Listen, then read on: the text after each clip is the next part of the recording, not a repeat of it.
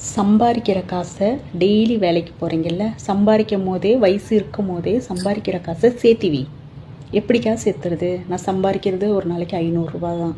அந்த ஒரு நாளைக்கு நீ 500 சம்பாதிச்சாலும் சரி, ஒரு நாளைக்கு நீ 100 சம்பாதிச்சாலும் சரி, நீ ஒரு நாளைக்கு 1000 சம்பாதிச்சாலும் சரி, அதில் பாதிக்கு பாதி எடுத்துவி.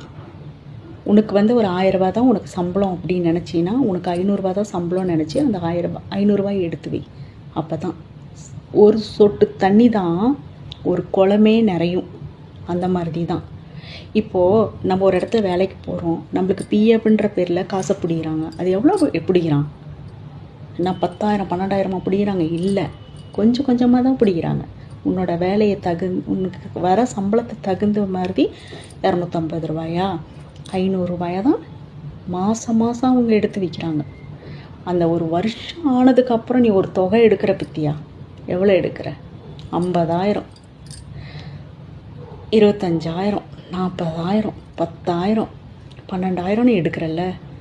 சாதாரண ஒரு பிஎஃப் சாதாரண இல்லை, பெரிய விஷயம். பிஎஃப் அந்த மாதிரி தான். பிஎஃப் மாதிரி நினச்சி நம்ம வீட்லேயே நம்ம காசுங்களை எடுத்து வைங்க.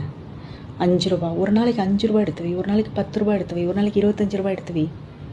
ஒவ்வொரு நாளும் காசை எடுத்து வை.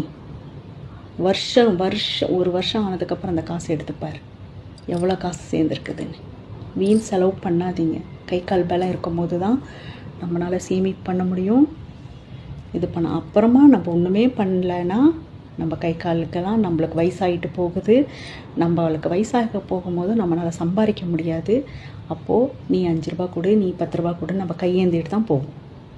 நம்ம இந்த வயசுலேயே கருத்தோடு நம்ம சேர்த்து வச்சிட்டோமா, நம்மளுக்கு வயசான காலத்தில் நம்ம யாருக்கிட்டே எதுவும் கேட்க வேண்டாம்.